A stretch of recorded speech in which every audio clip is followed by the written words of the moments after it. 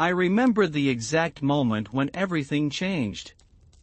It was the first week of December, and the air had that particular bite to it, the kind that makes your cheeks flush red and your breath come out in small white clouds that disappear almost as soon as they form.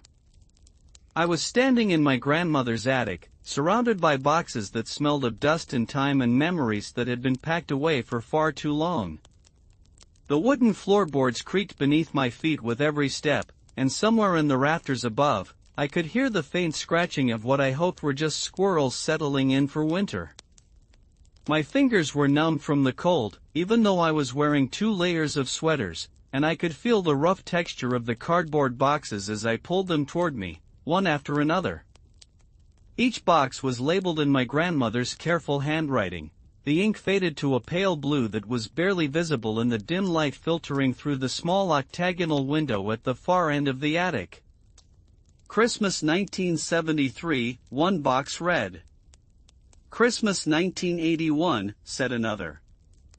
I kept searching, moving boxes aside, hearing the rustle of old tissue paper and the gentle clink of ornaments wrapped in newspaper from decades past.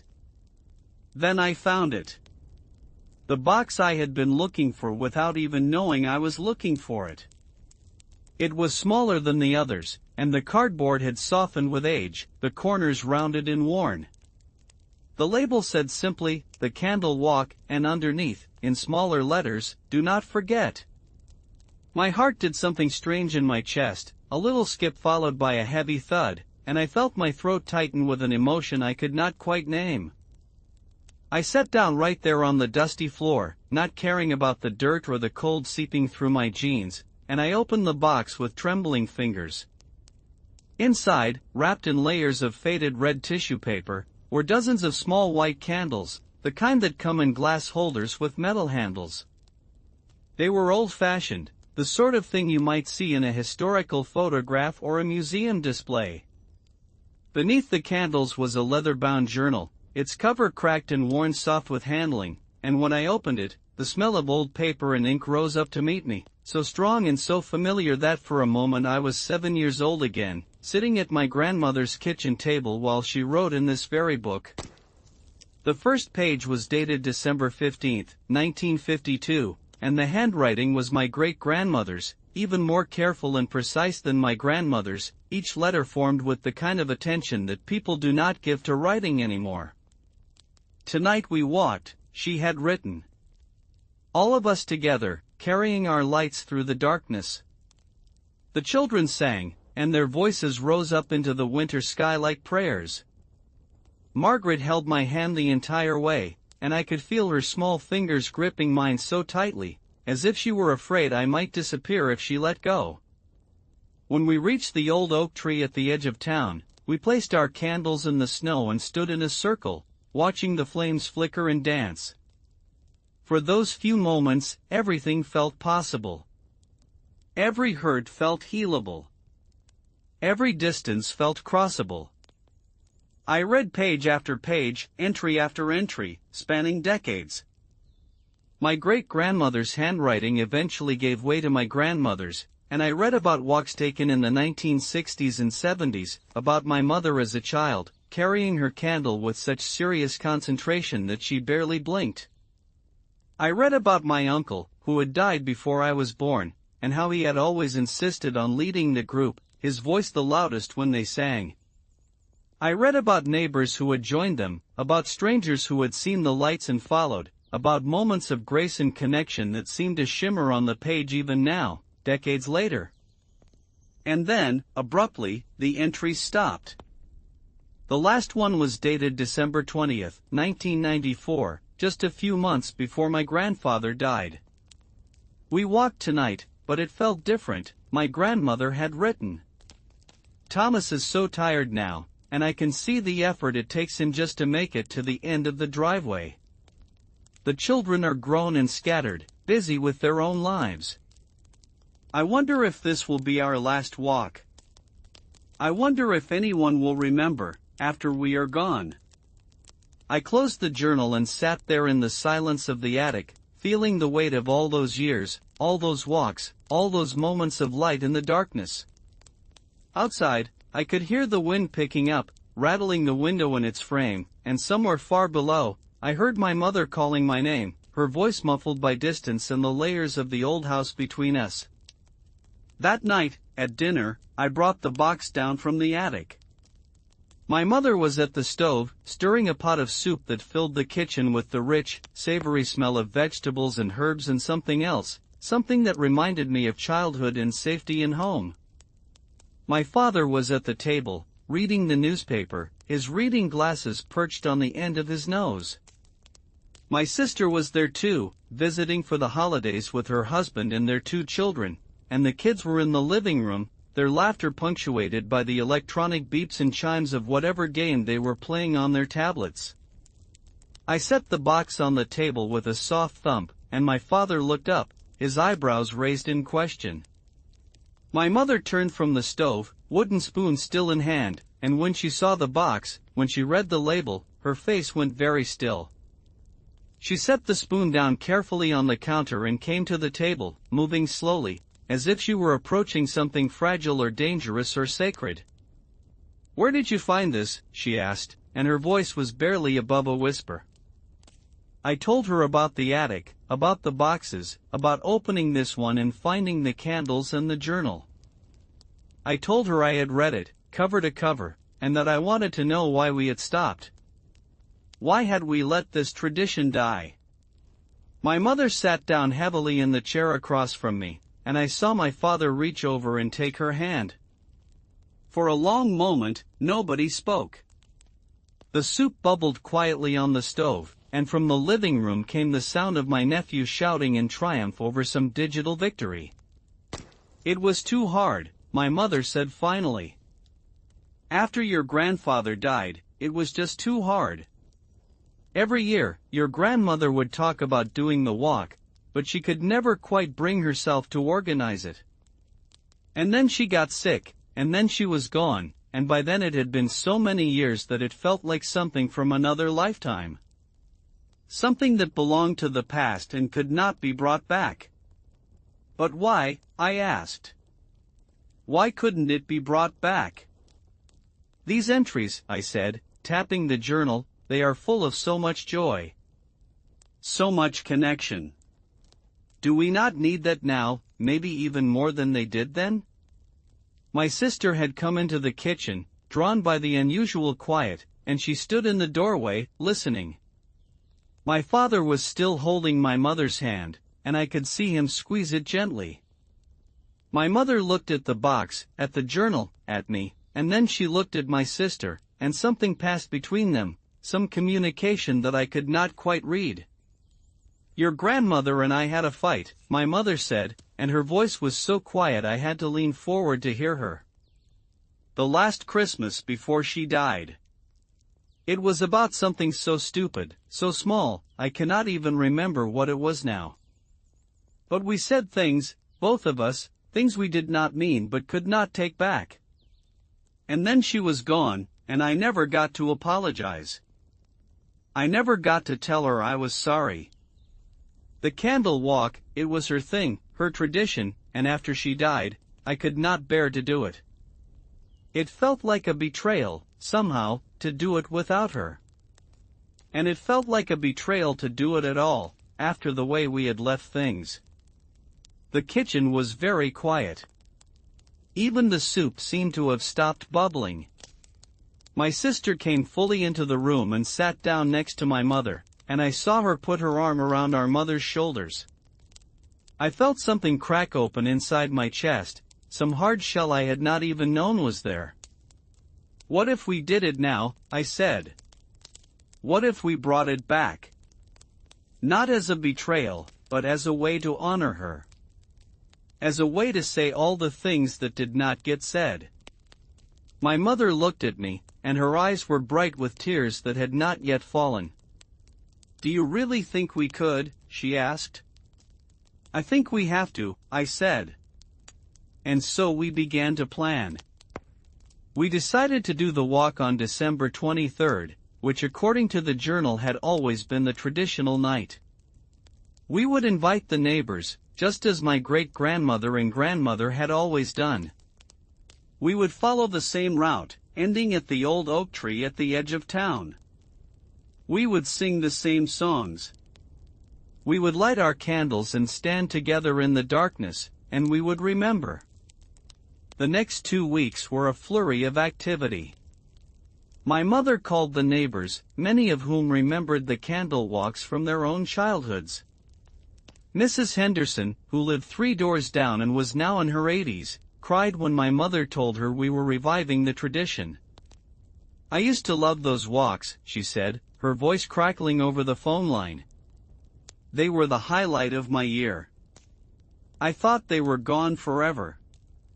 We ordered more candles, because the ones in the box, while precious, were not enough for everyone who wanted to come. We made copies of the song sheets that we found tucked into the back of the journal, old carols and hymns written out in my great-grandmother's careful hand. My sister and I went to the old oak tree to make sure the path was still clear, and we stood there in the cold afternoon light, looking at the massive trunk and the spreading branches, and I felt a sense of continuity, of connection to all the people who had stood in this exact spot before us. My father, who was not usually one for sentiment, threw himself into the preparations with an enthusiasm that surprised all of us. He tested every candle to make sure it would light properly. He walked the route 3 times, timing it, making sure we knew exactly how long it would take.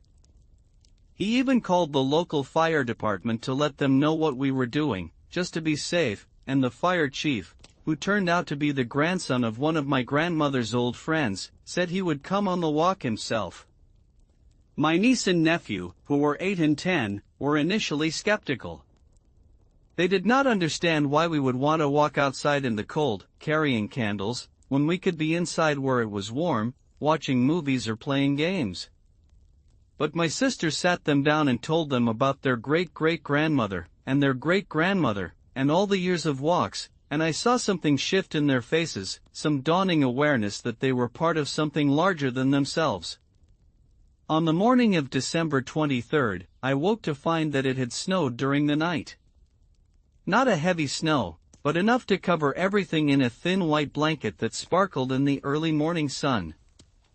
I stood at my bedroom window, looking out at the transformed world, and I felt a flutter of nervousness in my stomach. What if nobody came? What if this whole thing was a mistake? What if we were trying to resurrect something that was meant to stay buried? But as the day wore on, my nervousness gave way to a different feeling, something warmer and more hopeful.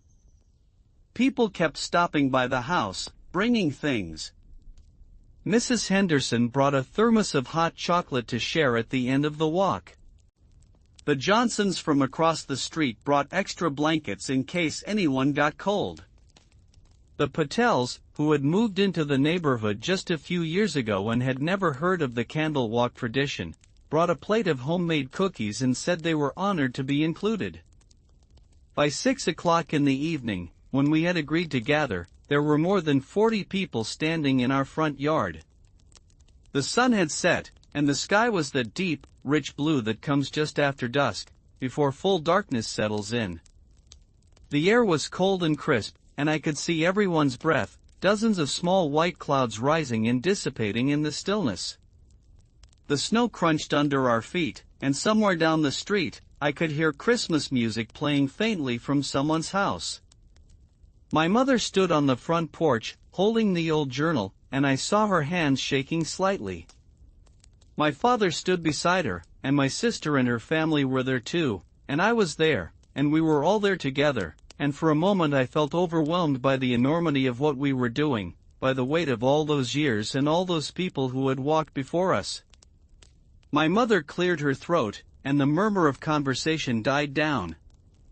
"Thank you all for coming," she said, and her voice was stronger than I had expected. "Many of you remember these walks from years past. Some of you are experiencing this for the first time. But all of us are here for the same reason, to carry light into the darkness, to remember those who came before us, and to create a moment of connection and peace in a world that often feels like it has too little of both." She opened the journal and read the first entry, my great-grandmother's words from 1952, and I heard several people around me draw in sharp breaths of recognition or emotion. Then she closed the journal and said, "Let us walk." We lit our candles one by one, each person touching their wick to the flame of the person beside them, until the entire yard was glowing with soft, flickering light. The candles cast dancing shadows on the snow, and I could feel the heat of the flame in my hands, a small warmth against the cold night air. My nephew was standing next to me, holding his candle with both hands, his face serious and focused, and I felt a surge of love for him so strong it almost hurt. We began to walk. Slowly, carefully, mindful of the candles and the snow and each other. We walked down the driveway and onto the sidewalk, a long line of lights moving through the darkness. Nobody spoke at first. There was only the sound of our footsteps, the soft crunch of snow, the occasional rustle of clothing, the quiet breathing of 40 people moving together. Then someone began to sing. I did not see who it was, but the voice was clear and sweet, and it rose up into the night air like something alive. Silent night, holy night, all is calm, all is bright. One by one, others joined in, until we were all singing, our voices blending and harmonizing, creating something larger than any of us could have created alone. We walked through the neighborhood, past houses decorated with lights and wreaths and inflatable snowmen. Some people came out onto their porches to watch us pass, and a few even grabbed coats and joined us, falling into line at the back of our procession. We walked past the elementary school where my sister and I had gone as children, its playground empty and ghostly in the darkness. We walked past the old church with its tall white steeple, and the bells began to ring as we passed, a deep, resonant sound that seemed to vibrate in my chest. The cold was biting now, and I could feel it in my toes and fingers despite my gloves and boots. But I also felt something else, something warm and alive and almost electric, a sense of being part of something important, something that mattered. I looked around at the faces illuminated by candlelight, young and old, familiar and new, and I saw the same feeling reflected back at me. We turned onto the old road that led out of town, the one that was barely paved anymore, more gravel and dirt than asphalt. The houses grew farther apart here, and the darkness grew deeper. Our candles seemed brighter in contrast, small defiant flames against the vast night. We sang "O Come All Ye Faithful," and then "Hark the Herald Angels Sing," and then some of the older people began to sing songs I did not recognize, old hymns and carols that must have been sung on these walks decades ago. Mrs. Henderson was walking near the front of the group, and I saw my mother go to her, saw them link arms and walk together. Mrs. Henderson was crying, tears streaming down her weathered cheeks, but she was smiling too, and she kept saying, "Just like I remember, just exactly like I remember." And then, finally, we reached the oak tree. It stood at the edge of what had once been farmland but was now just an empty field, covered in snow that looked blue in the starlight. The tree was enormous, its trunk so wide that it would take at least 4 people holding hands to encircle it, its branches spreading out like arms reaching for the sky. According to the journal, this tree had been here for more than 200 years, had witnessed countless winters, countless lives, countless moments of joy and sorrow. We formed a circle around the tree, just as the journal had described, and one by one, we placed our candles in the snow. The flames flickered and danced, creating a ring of light that seemed almost magical, almost otherworldly. I placed my candle carefully, making sure it was steady, and then I stepped back and looked at what we had created. 40 small lights, 40 small flames, but together they pushed back the darkness, together they created something beautiful. My mother stepped into the center of the circle, and she was holding something I had not noticed before, a small wooden box. She opened it, and inside was a candle that was different from the others, older, the glass holder etched with delicate patterns. "This was my grandmother's candle," she said, her voice carrying clearly in the cold air.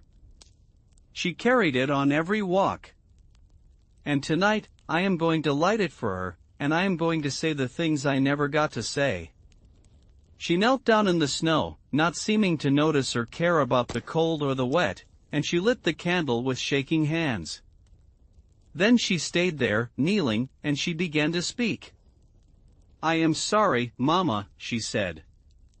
"I am so sorry for the fight, for the words I said, for the time we lost. I know you are gone, and I know I cannot change the past, but I need you to know that I loved you. I love you still.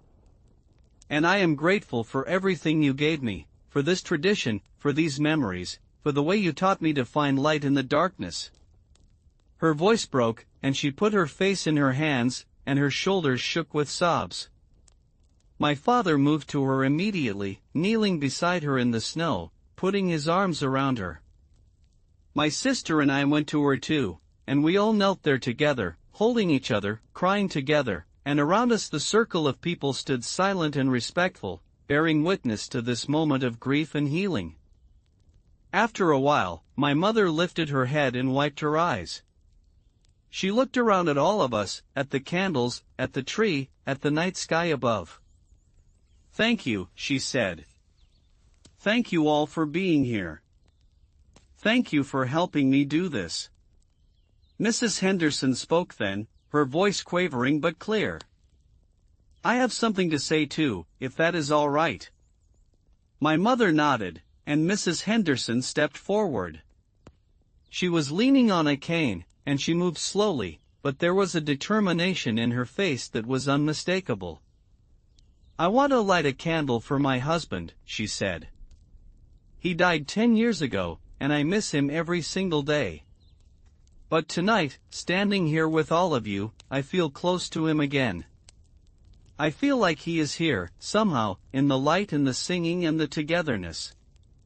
She placed her candle next to my grandmother's, and then she stood there for a moment, her head bowed, her lips moving in silent prayer or conversation. When she stepped back, her face was peaceful, almost radiant. And then others began to come forward. The fire chief lit a candle for his grandmother, my grandmother's friend, who had died just last year. The Johnsons lit a candle for their son, who had been killed in a car accident 5 years ago. The Patels, who were Hindu and did not celebrate Christmas in the traditional sense, lit a candle for the grandfather they had left behind in India, who they had not seen in 3 years and who they missed desperately. One by one, people came forward with their griefs, their losses, their unspoken words. And one by one, they placed their candles in the snow, adding to the circle of light, until the ground around the oak tree was blazing with dozens of small flames. The heat rising from all those candles created a warmth that I could feel even standing several feet away, and the light was so bright that I could see every face clearly, every expression of sorrow and hope and love. My nephew tugged on my sleeve, and I looked down at him. "Can I light a candle?" he asked. "I never met great-grandma, but I want to light one for her anyway. Is that okay?" "Of course it is," I said, and my voice was thick with emotion. I helped him place his candle, and he stood there looking at it with such seriousness, such concentration, and I thought about how this moment would stay with him, how it would become part of his story, part of his understanding of who he was and where he came from. When everyone who wanted to had placed a candle, we stood together in silence, looking at what we had created. The wind had died down, and the flames burned steady and bright, and the only sound was the soft whisper of our breathing and the occasional crack of a branch in the cold. Above us, the stars were coming out, thousands of them, scattered across the black velvet of the sky like diamonds, and I felt a sense of awe, of wonder, of being connected to something vast and eternal. Then my mother began to sing again, and this time it was a song I had never heard before, something old and haunting and beautiful. The melody was simple, but the words were profound, something about light and darkness and the journey we all take from one to the other and back again.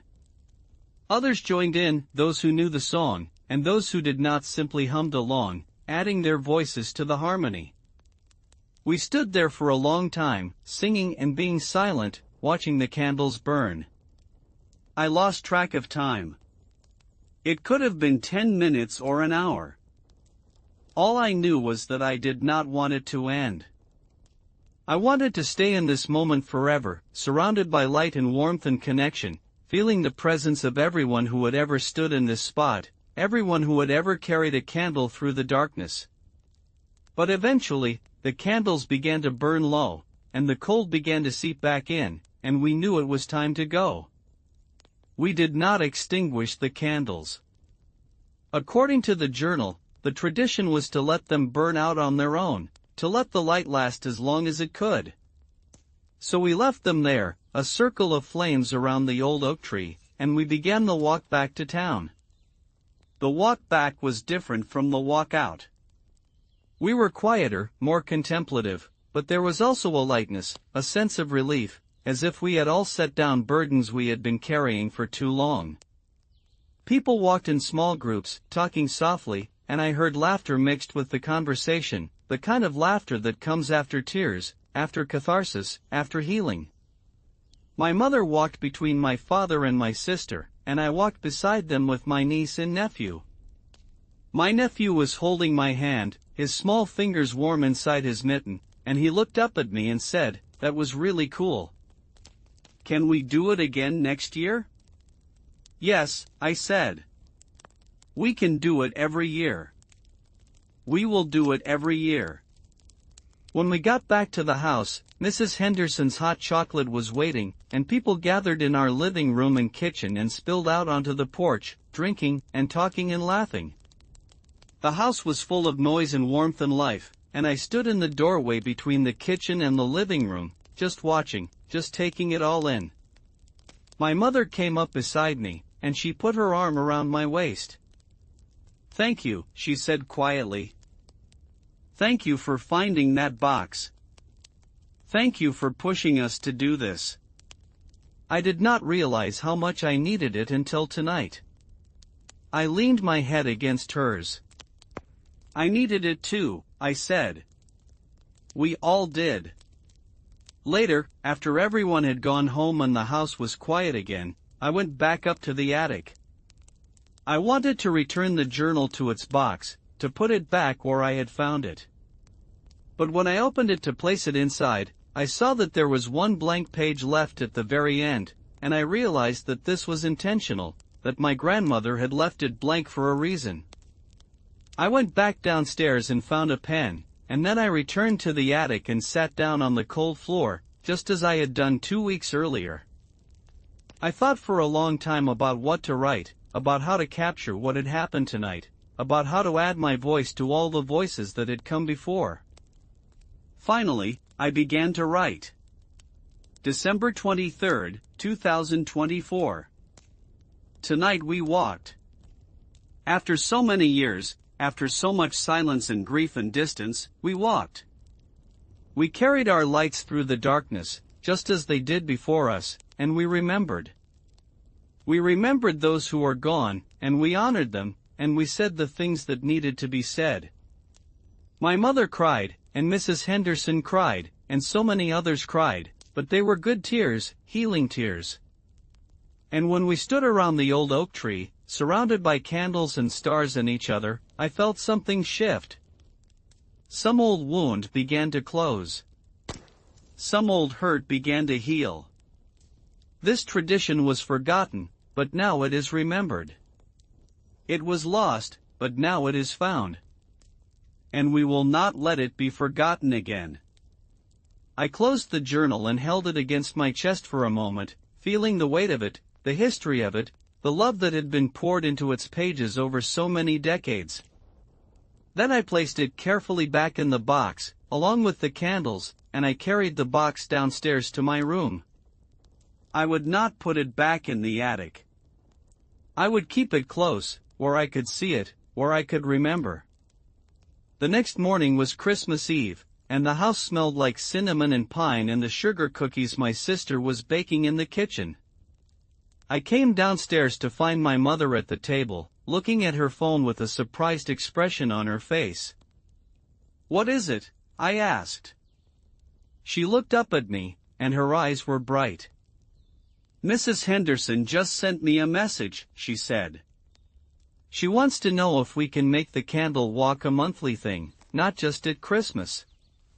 She says last night meant so much to her, and to so many others, that they do not want to wait a whole year to do it again."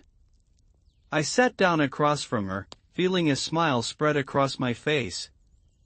"What do you think?" I asked. "I think," my mother said slowly, "that your grandmother would love that. I think she would love knowing that something she cherished, something she thought was lost, has not only been revived but is growing into something even bigger." "So we will do it?" I asked. "So we will do it," she confirmed. And we did. On the 23rd of every month, we gathered and walked, carrying our candles through the darkness. Sometimes there were only a dozen of us. Sometimes there were 50 or more. People came and went, depending on their schedules and their lives, but there was always a core group, always a handful of people who showed up no matter what, who had made this tradition part of their own rhythms, their own rituals. In January, we walked through a snowstorm, the flakes falling so thick and fast that we could barely see the person in front of us, but we walked anyway, our candles somehow staying lit despite the wind and the wet. In February, we walked under a full moon so bright that we almost did not need our candles, but we carried them anyway, because it was not really about the light, it was about the act of carrying it, the act of showing up, the act of being together. In March, Mrs. Henderson died. She went peacefully in her sleep, and at her funeral, the church was packed with people who had walked with her, who had stood with her around the oak tree, who had witnessed her grief and her joy. At the end of the service, we all walked from the church to the cemetery, and we each carried a candle, and we placed them around her grave, and we sang the songs she had loved. It was not the 23rd, but it did not matter. The tradition had become flexible, adaptable, something that could be shaped to meet the needs of the moment. In April, a new family moved into Mrs. Henderson's house, a young couple with a baby. They were nervous and shy at first, but my mother went over with a plate of cookies and an invitation to the next walk, and they came, and they kept coming, and by summer they were part of the core group, part of the family that this tradition had created. In May, we walked in the rain, our candles protected by makeshift shields of plastic and paper, and we laughed at how ridiculous we looked, but we did not care. In June, we walked in the long twilight of the summer solstice, the sky still light even at 9 o'clock, and we marveled at how different everything looked, how the same route could feel so changed by the season. In July, my sister announced that she was pregnant again, and we lit candles for the new life that was coming, for the hope and the promise of the future. In August, the Johnsons renewed their wedding vows at the oak tree, surrounded by candles and friends, and it was one of the most beautiful ceremonies I have ever witnessed, simple and heartfelt and full of love. In September, we walked on the anniversary of the terrorist attacks, and we lit candles for all those who had been lost, for all the grief that still lingered, for all the ways the world had changed.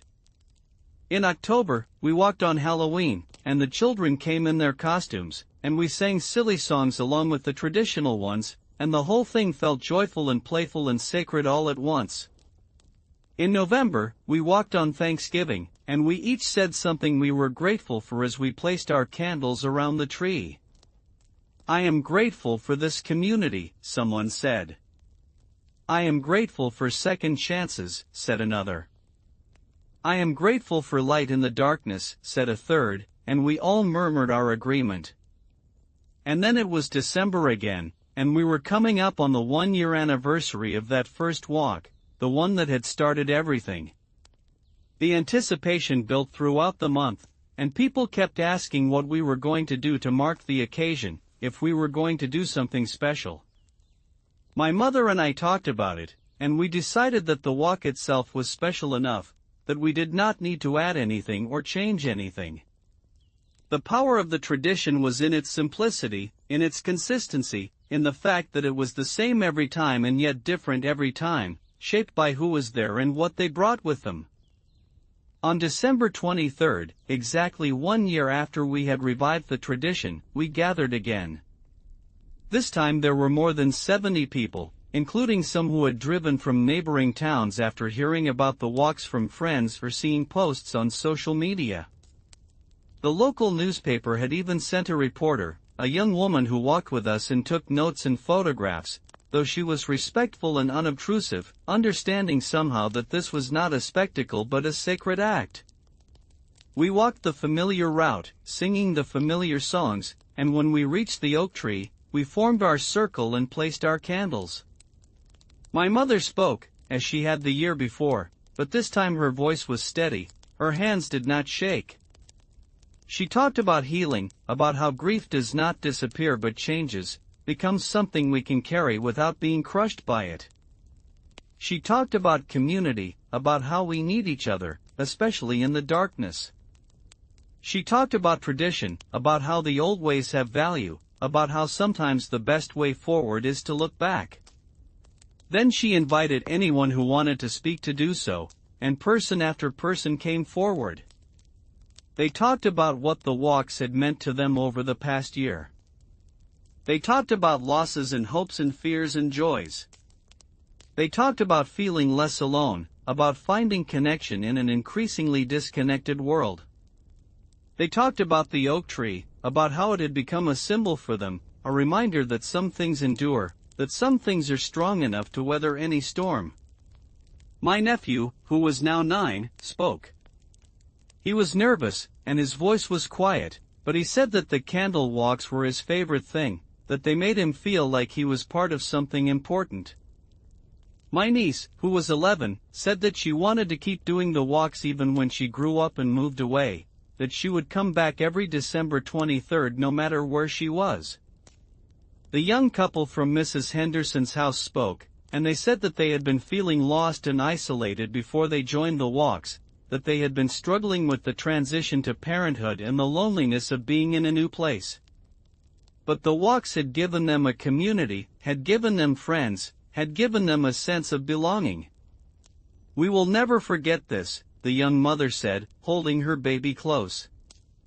We will tell our daughter about these walks when she is old enough to understand.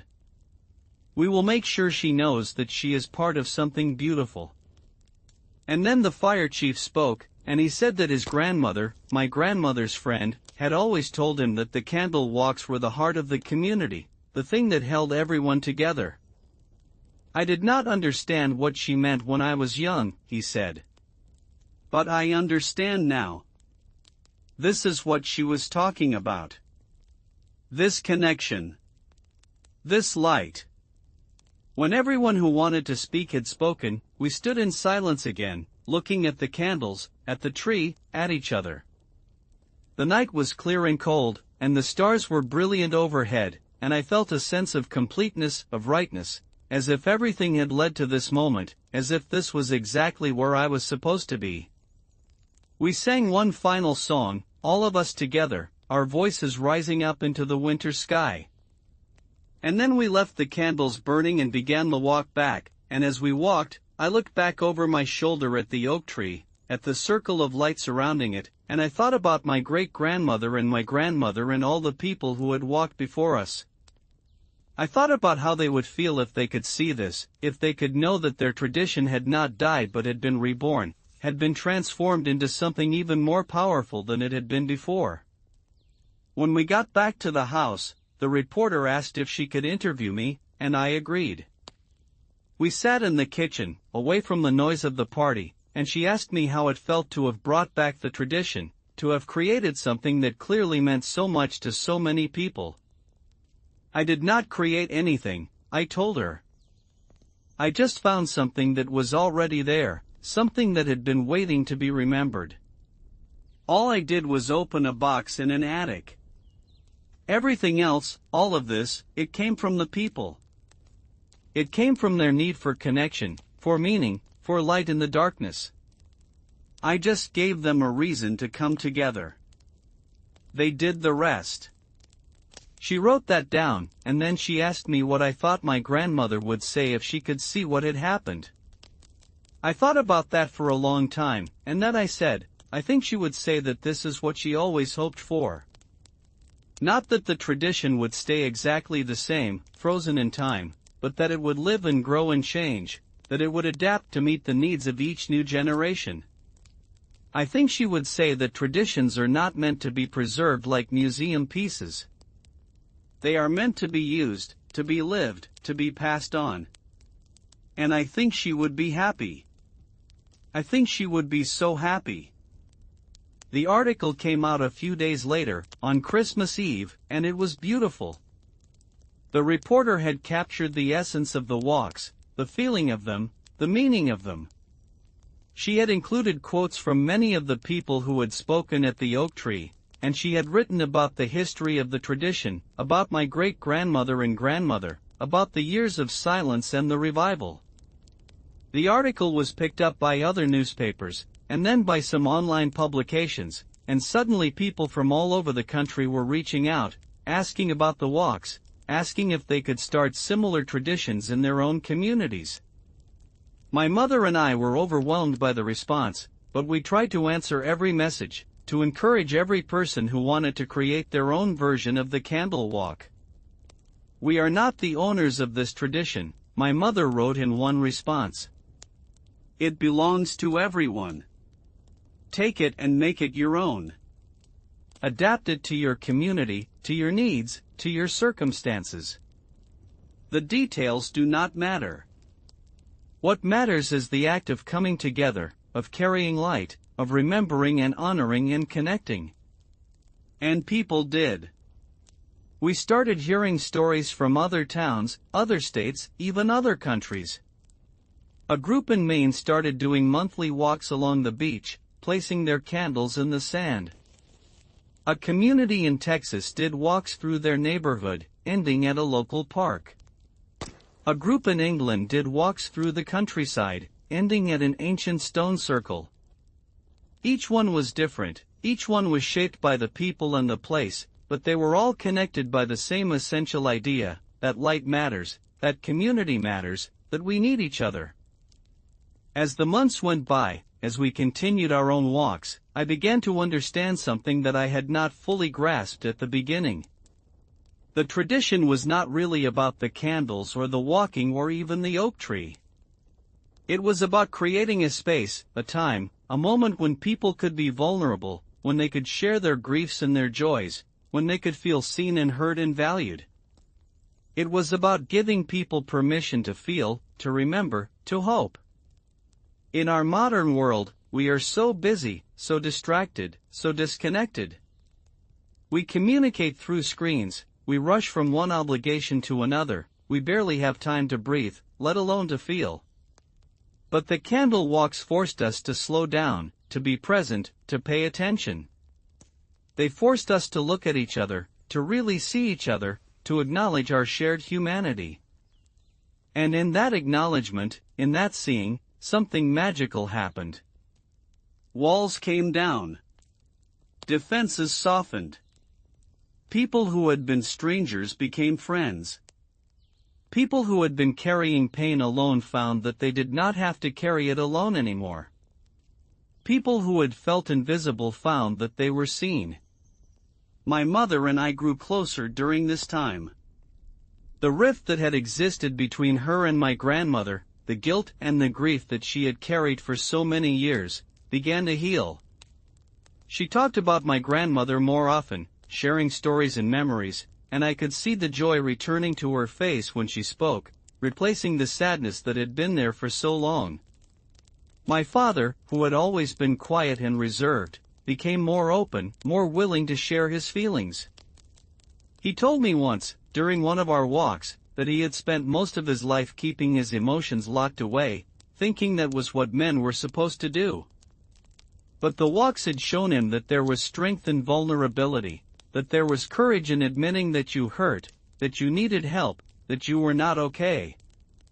My sister and her family moved back to town, wanting to be closer to us, wanting their children to grow up with this tradition as part of their lives. She bought a house just a few blocks away, and suddenly we were seeing each other all the time, not just on holidays or special occasions, but for dinner on Tuesday nights, for coffee on Saturday mornings, for impromptu visits that lasted hours. The candle walks became the center of our lives, the thing around which everything else revolved.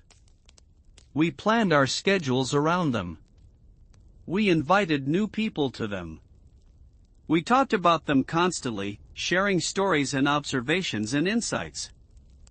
They became part of our identity, part of how we understood ourselves and our place in the world. And through it all, the oak tree stood, silent and strong, witnessing everything. I developed a deep affection for that tree, a sense of gratitude for its presence, for the way it anchored our tradition, for the way it connected us to the past and the future simultaneously. I started visiting it on my own sometimes, outside of the walks, just to sit beneath its branches and think, to feel the rough bark under my hands, to listen to the wind moving through its leaves. One day, in early spring, I brought a botanist friend to see the tree, and she examined it carefully, measuring its trunk, studying its branches, taking samples of its bark. She told me that the tree was at least 250 years old, possibly older, and that it was remarkably healthy for its age. It could live another 100 years or more, she said. It will be here long after we are gone. That thought comforted me. The idea that this tree, this witness to so many lives and so many moments, would continue to stand, would continue to shelter and anchor and connect.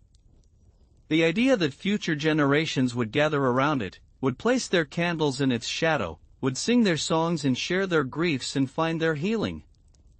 As the 2nd December approached, we began to plan for the anniversary walk. This time, we decided to do something special. We commissioned a local artist to create a plaque, a simple bronze marker that we would place at the base of the oak tree, commemorating the tradition and honoring those who had started it. The plaque was beautiful. It read, "The Candle Walk Oak. In memory of all who have walked here, carrying light through darkness. May this tradition continue for generations to come." Below that were the names of my great-grandmother and my grandmother, and the dates of the first walk and the revival. On December 23, 2 years after that first walk, we gathered once more. This time there were more than 100 people, the largest group we had ever had. The local news stations had sent cameras, and there were reporters from several newspapers, but we had asked them to stay at a respectful distance, to observe without intruding, and they honored that request. We walked through the cold night, singing our songs, carrying our lights. The route was so familiar now that I could have walked it with my eyes closed, could have navigated by feel and memory alone. But I kept my eyes open, wanting to see everything, wanting to remember every detail. When we reached the oak tree, we formed our circle and placed our candles, and then my mother and I stepped forward with the plaque. We had dug a small hole earlier in the day, and we placed the plaque in it, securing it with concrete, making it permanent. As we worked, the crowd sang softly, a hymn that my great-grandmother had loved, and I felt tears streaming down my face, hot against my cold cheeks. When the plaque was in place, we stepped back, and everyone gathered around to see it. People reached out to touch it, to trace the letters with their fingers, and I saw more than one person crying. The fire chief took off his hat and held it over his heart. The young mother from Mrs. Henderson's house lifted her daughter, who was now a toddler, so she could see. My nephew and niece stood on either side of me, and I put my arms around their shoulders, pulling them close. My mother spoke, her voice carrying clearly in the cold air. 2 years ago, she said, we revived a tradition that we thought was lost. We did it because we needed healing, because we needed connection, because we needed light. And what we found was more than we ever could have imagined. We found community. We found purpose. We found each other.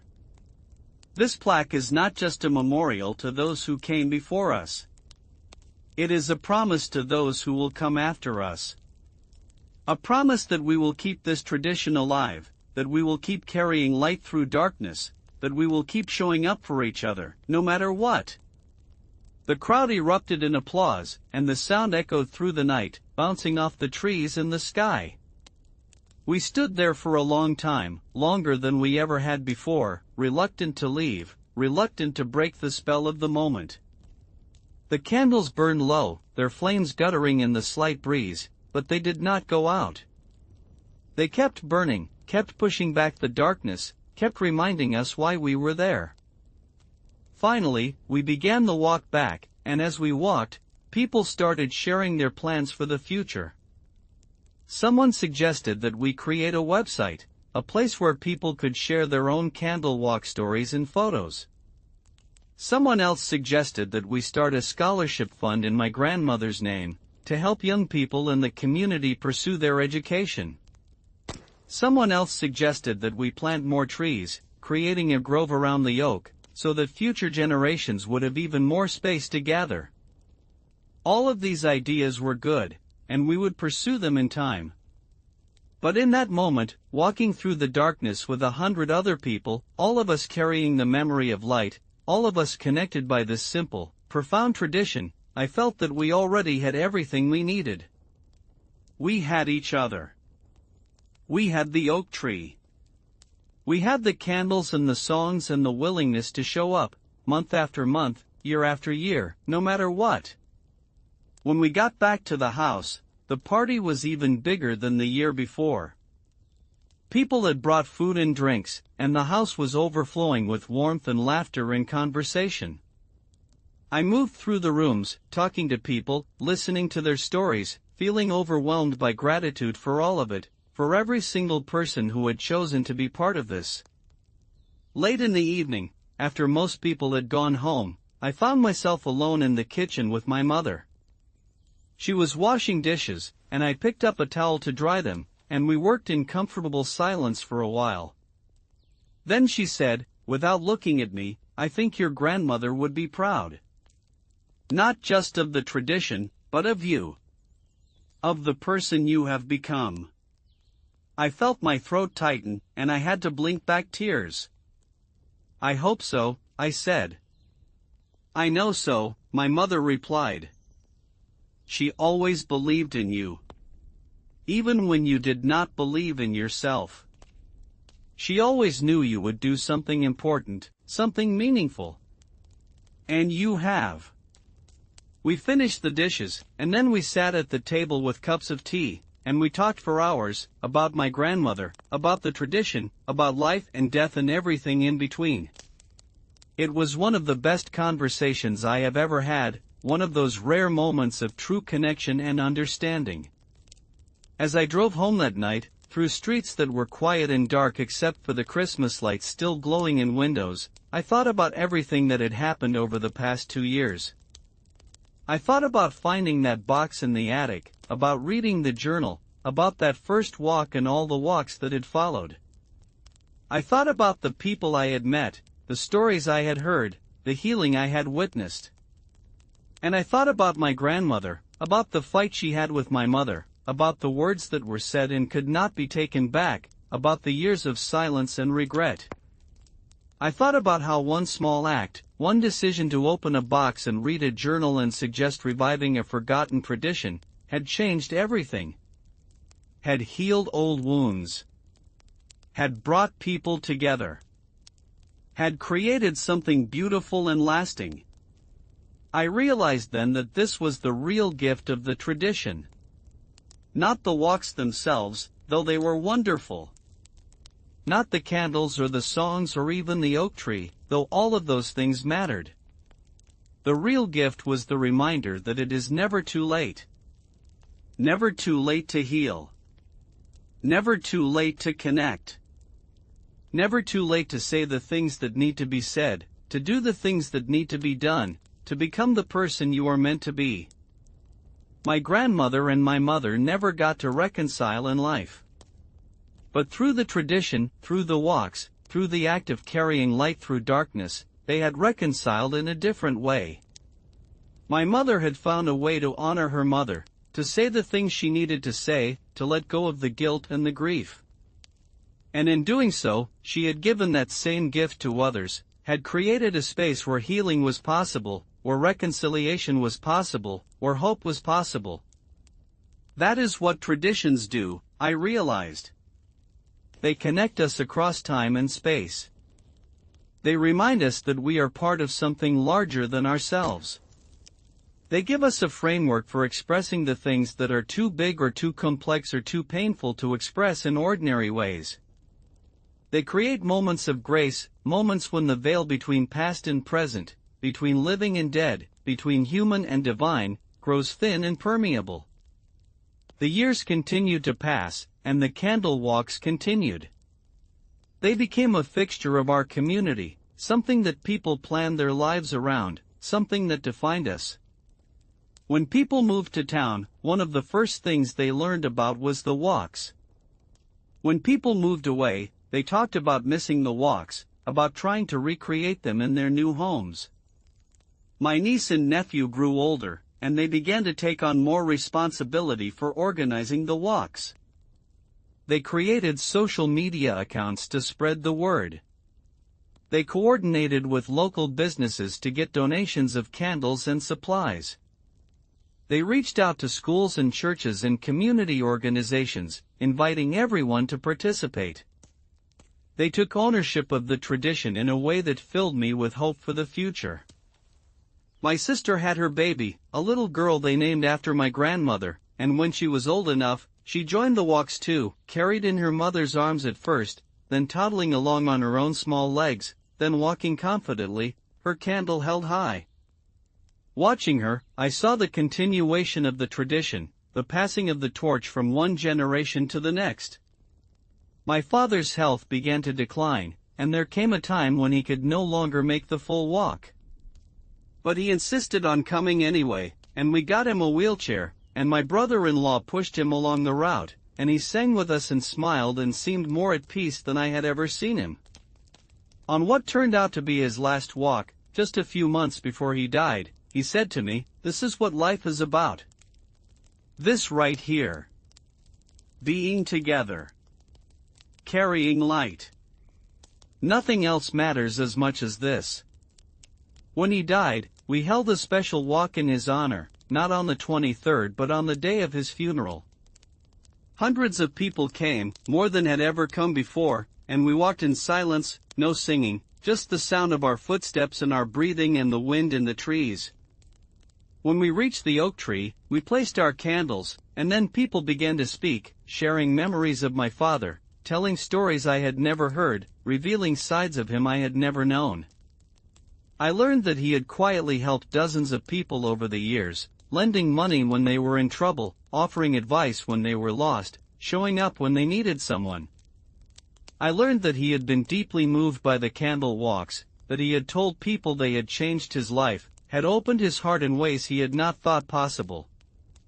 I learned that he had been loved, truly loved, by so many people, and that his life had mattered, had made a difference.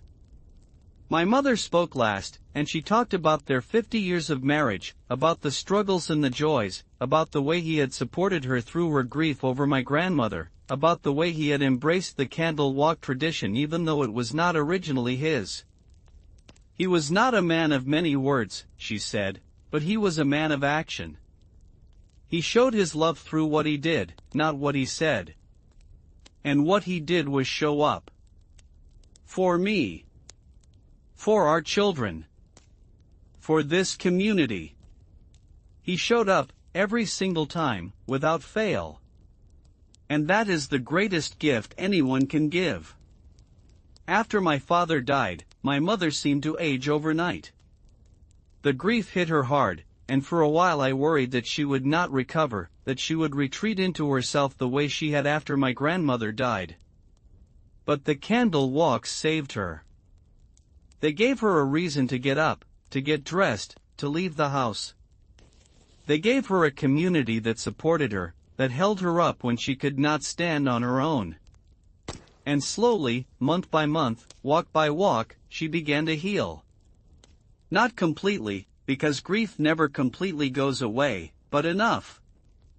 Enough to laugh again. Enough to find joy again. Enough to look forward instead of only backward. 5 years after we revived the tradition, a documentary filmmaker reached out to us. She had read about the candle walks and wanted to make a film about them, about their history and their impact.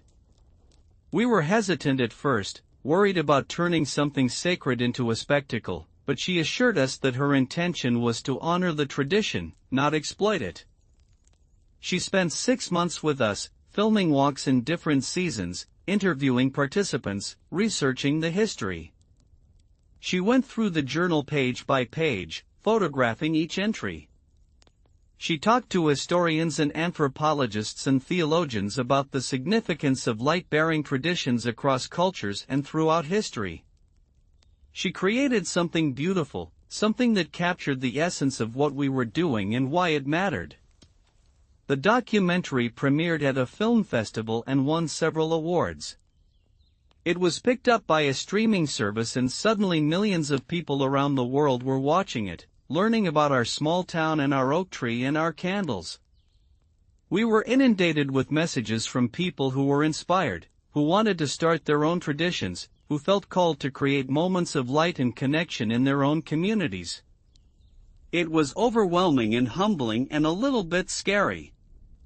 We had never intended for this to become so big, so public. But we also recognized that it was not really about us anymore. The tradition had taken on a life of its own. It belonged to everyone now, to anyone who needed it, to anyone who was willing to show up and carry a candle and stand in the darkness with others. We started receiving invitations to speak at conferences in churches and community centers. We were asked to write articles and give interviews. We were offered book deals and consulting opportunities. It would have been easy to get caught up in all of it, to let the tradition become a brand or a business or a platform for ourselves. But we resisted that temptation. We turned down most of the invitations and opportunities. We kept the focus on the walks themselves, on the local community, on the simple act of gathering and carrying light. We reminded ourselves, and anyone who asked, that the power of the tradition was in its simplicity, in its accessibility, in the fact that anyone could do it, anywhere, without special training or equipment or permission. 10 years after we revived the tradition, we held a special anniversary walk. By this time, the walks had spread to hundreds of communities around the world. We had heard from people in every continent, in countries we had never visited, in languages we did not speak. The tradition had been adapted and transformed in countless ways, shaped by different cultures and contexts and needs, but the core remained the same. Gather. Light candles. Walk together. Remember. Connect. Heal. For the anniversary, we invited representatives from some of these other communities to join us. People came from California and Maine, from Texas and Alaska, from Canada and Mexico. They came from England and Germany, from Japan and Australia, from Kenya and Brazil. They brought their own candles and their own songs and their own stories, and we all walked together, a truly global community united by this simple, profound act. When we reached the oak tree, we formed the largest circle we had ever formed, more than 300 people, and we placed our candles, and the light was so bright that it seemed to push back the darkness for miles. We sang in different languages, the melodies blending and harmonizing in ways that should not have worked but somehow did. We shared stories of healing and hope from around the world, and we wept and laughed and marveled at what had been created. My mother, who was now in her 70s, spoke to the crowd. She talked about finding the box in the attic, about the journal, about that first walk 10 years ago. She talked about her mother and her grandmother, about the generations of women who had kept this tradition alive, who had understood its importance even when the world around them did not. And then she said something that I will never forget. She said, "I used to think that traditions were about preserving the past, about keeping things exactly as they were. But I have learned that traditions are actually about transformation. They take the wisdom of the past and make it relevant to the present. They take individual pain and turn it into collective healing. They take darkness and turn it into light. That is what you have all done. You have taken this simple tradition and transformed it into something that is changing the world, one candle at a time, one walk at a time, one community at a time. The crowd erupted in applause, and I saw my mother smile, really smile, in a way I had not seen since before my father died. And I realized that this was her healing, her reconciliation, not just with my grandmother but with herself, with her own grief and guilt and regret. She had taken something broken and made it whole. She had taken something lost and found it again. She had taken darkness and turned it into light. After the anniversary walk, things settled back into a rhythm. The international attention faded, and we returned to our monthly walks, our local community, our oak tree. But something had shifted. We had seen the ripple effects of what we were doing, had witnessed the way one small act could spread and grow and touch lives in ways we could never have imagined. My nephew, who was now in college studying social work, wrote his senior thesis on the candle walks and their impact on community mental health. He interviewed dozens of participants and found that people who regularly attended the walks reported lower levels of depression and anxiety, higher levels of social connection and life satisfaction. The walks were not therapy, he concluded, but they were therapeutic. They provided something that modern life often lacks, a sense of belonging, a sense of purpose, a sense of being part of something larger than oneself. My niece, who was in high school and already showing signs of being a natural leader, started a youth version of the walks. She organized monthly gatherings for teenagers, recognizing that young people needed this kind of connection and ritual just as much as adults did, maybe even more. The youth walks were different in tone and style, more energetic and playful, but the core was the same. Gather. Light candles. Walk together. Connect. I watched them take ownership of the tradition, watched them shape it and adapt it for their generation, and I felt a deep sense of peace. The tradition would continue. It would evolve and change, as all living traditions must, but it would continue. My grandmother's legacy, my great-grandmother's legacy, would live on, not as a museum piece but as a living, breathing, growing thing. As I write this, it has been 15 years since I found that box in the attic. 15 years of monthly walks, of candles and songs and stories. 15 years of watching people heal, watching communities form, watching light push back darkness. My mother is still with us, still walking every month, though she moves more slowly now and sometimes needs a cane. My sister and her family are still here, still central to the organization and execution of the walks. My niece and nephew are adults now, with lives and dreams of their own, but they always come back for the walks, always make time for this tradition that shaped them. I am older too, grayer, more tired, but also more grateful, more aware of how precious and fragile and beautiful life is. The candle walks have taught me that.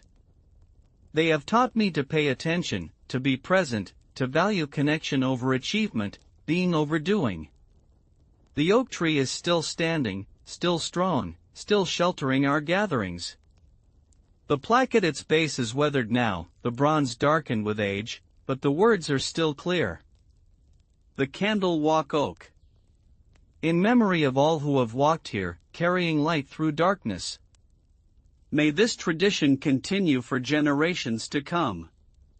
And it will. I know it will. Because traditions that meet real needs, that touch real hearts, that create real connection, do not die. They may be forgotten for a time, as this one was. They may need to be revived, reimagined, transformed. But they do not die. Last month, on the most recent walk, something happened that brought all of this full circle for me. A young woman approached me, someone I had never seen before. She was holding a baby, and she looked nervous, uncertain. She asked if she could talk to me for a moment, and I said of course. She told me that she had just moved to town, that she was alone, that the baby's father had left before the child was born.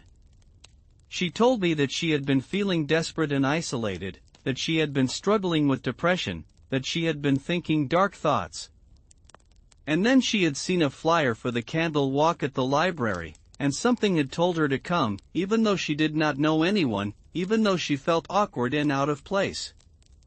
She had come to the walk, she said, and it had changed everything. The warmth of the community, the beauty of the candles, the power of standing together in the darkness, it had reminded her that she was not alone, that there was still light in the world, that there was still hope. She had come back the next month, and the next, and slowly she had begun to heal, to connect, to believe that she could make it through this difficult time.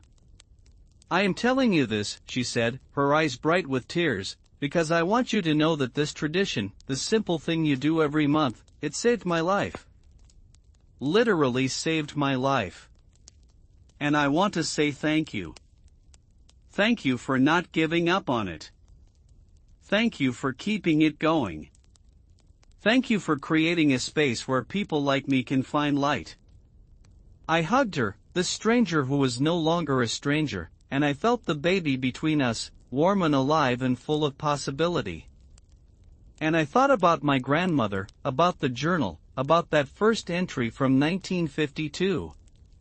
For those few moments, everything felt possible. Every hurt felt healable. Every distance felt crossable. That is still true, I realized. That is what the candle walks do. They create moments when everything feels possible, when every hurt feels healable, when every distance feels crossable. They remind us that we are not alone, that we are connected, that we are loved. They remind us that even in the darkest times, there is light. We just have to be willing to carry it. So we will keep walking. Month after month, year after year, generation after generation. We will keep lighting our candles and singing our songs and standing together in the darkness. We will keep creating moments of grace and connection and healing.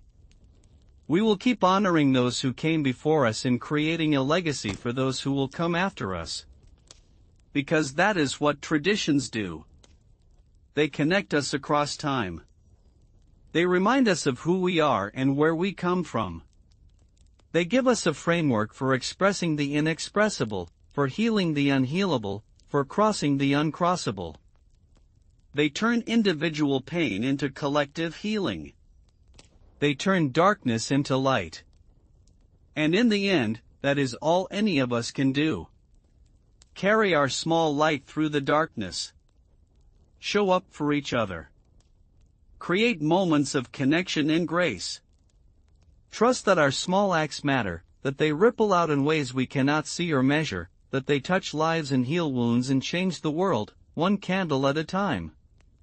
That is the lesson of the forgotten tradition we revived. That is how it healed old wounds. Not through grand gestures or dramatic interventions, but through simple, consistent, faithful acts of showing up, of carrying light, of being together. That is the gift my grandmother and my great-grandmother gave us. That is the gift we are passing on. Tonight is December 23rd again, and soon we will gather for another walk. The air has that familiar bite, the sky is clear and full of stars, and I can already feel the anticipation building in my chest. I know who will be there.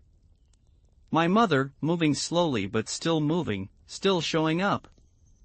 My sister and her family, including my grandmother's namesake, who is now 10 years old and already talking about taking over the organization of the walks when she is older. My nephew and niece, home from their busy lives for the holidays. The fire chief, now retired but still faithful.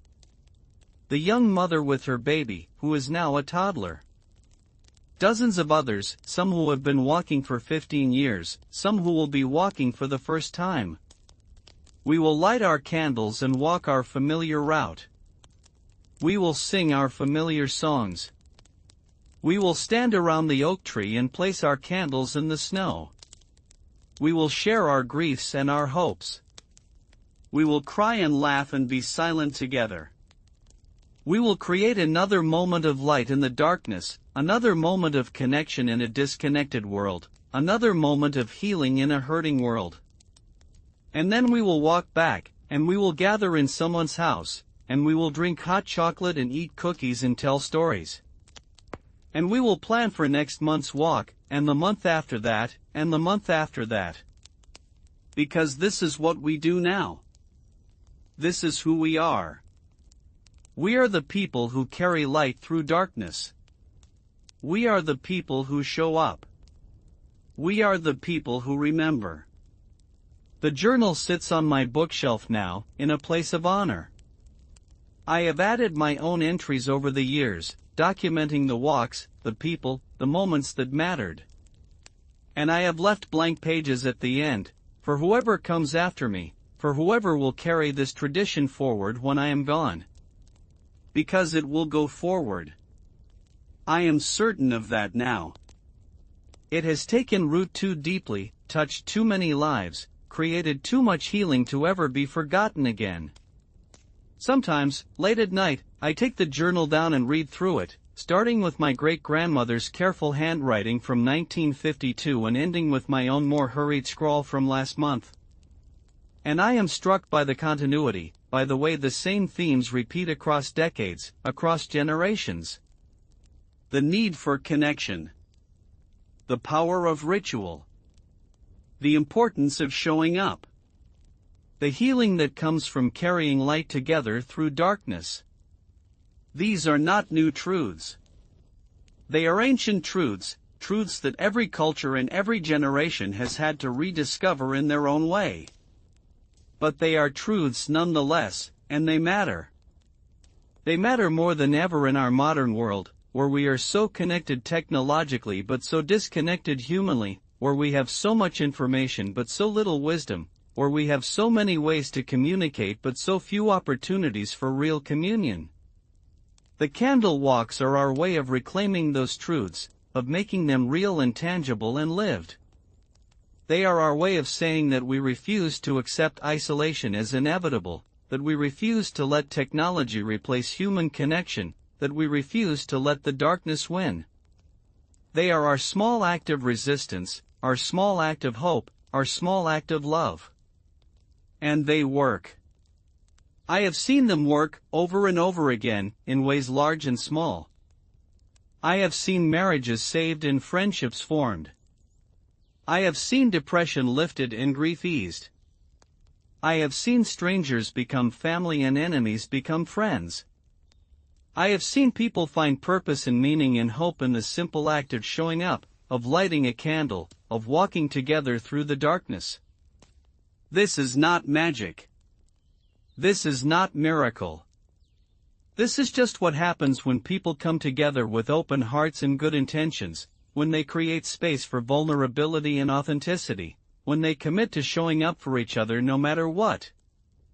This is just what happens when we remember that we are not meant to walk through life alone, that we are meant to carry light for each other, that we are meant to be connected. My grandmother knew this. My great-grandmother knew this. All the people who walked before us knew this. And now we know it too, and we are passing it on, ensuring that it will not be forgotten again, that it will continue to light the way for generations to come. So tonight we will walk. And next month we will walk again.